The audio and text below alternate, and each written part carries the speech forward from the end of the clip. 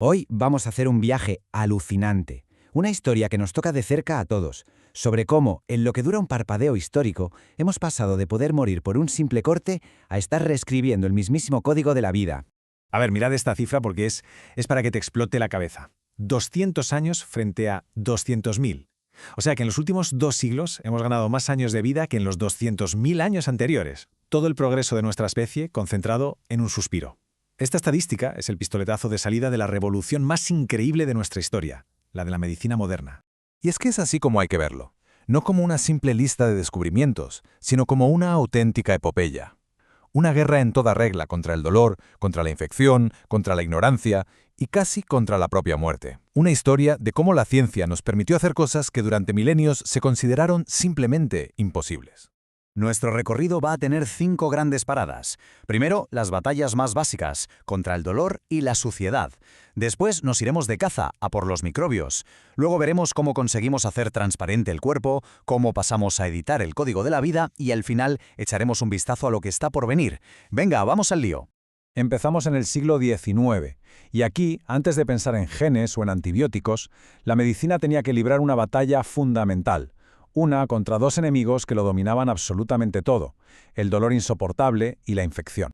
A ver, intentemos imaginar un quirófano antes de 1846. No era un sitio de curación, era literalmente una cámara de tortura. La única virtud de un cirujano era su velocidad. Gritos, brutalidad, y de repente, con el éter y el cloroformo llega el silencio. El silencio en un quirófano. Por primera vez, un cirujano podía pararse, pensar, ser preciso. El dolor, el mayor enemigo de la cirugía, había caído. Pero, claro, sobrevivir a la operación era solo la mitad del camino. La gente se seguía muriendo días después por infecciones que nadie entendía. Y aquí es donde entra Joseph Lister. Él, que había leído a Louis Pasteur, se hizo la pregunta del millón. ¿Y si el enemigo es invisible? Y ni corto ni perezoso empezó a usar ácido fénico para desinfectarlo todo. Instrumental, heridas, las manos. El resultado fue espectacular. Las muertes por infección cayeron en picado. Y esto lo cambió absolutamente todo. Los hospitales, que hasta entonces muchos llamaban las casas de la muerte, sitios a los que ibas básicamente a morir, empezaron a convertirse en lo que son hoy centros de curación, un cambio de mentalidad brutal. Habíamos ganado 2 batallas cruciales, sí, pero la guerra continuaba. Se sabía que había algo invisible que mataba a la gente, pero no se sabía exactamente qué era. Había que ponerle nombre y cara a ese enemigo. Empezaba la caza. Esa era la pregunta que obsesionaba a los científicos de la época.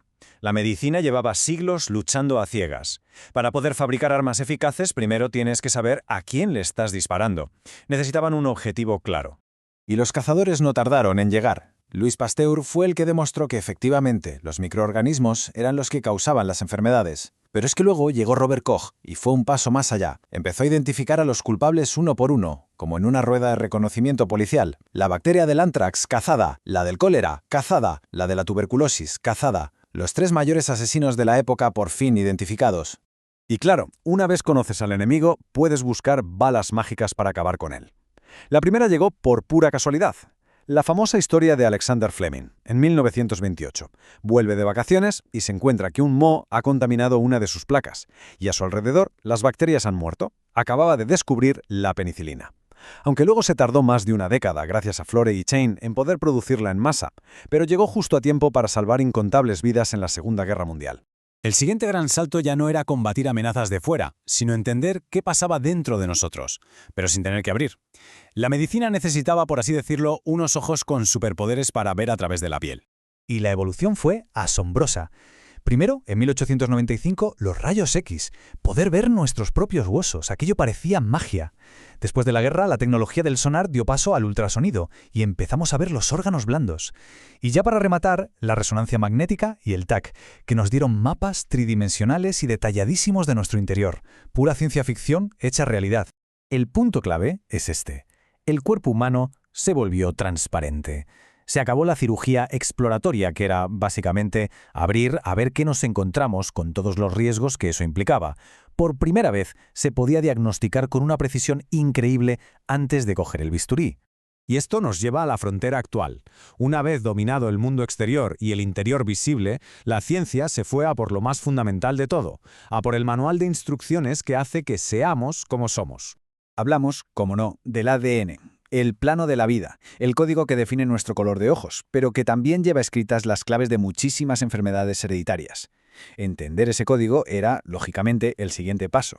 Y el ritmo aquí ha sido de auténtico vértigo. En 1953 descubrimos su forma de doble hélice. 50 años después, en 2003, ya habíamos secuenciado el genoma humano al completo. Y hoy en día, con herramientas como CRISPR, no solo podemos leer el código, hemos empezado a editarlo, a corregir los errores que causan enfermedades. Es alucinante.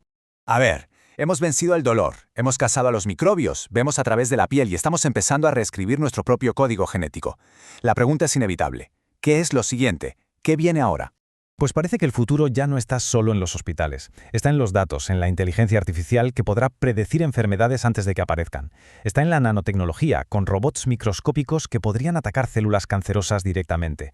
Y sobre todo en la medicina personalizada, tratamientos diseñados específicamente para el código genético de cada persona.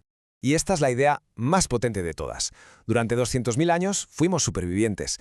Reaccionábamos a lo que la naturaleza nos lanzaba. Pero ahora, por primera vez, hemos cogido el volante. Estamos empezando a dirigir, conscientemente, nuestro propio camino biológico. Hemos pasado de ser víctimas de nuestra biología a ser sus arquitectos. Y esto nos deja con una última pregunta, que quizás sea la más importante de todas. Ahora que hemos empezado a dirigir nuestra propia evolución, ¿cuál es el límite, si es que lo hay?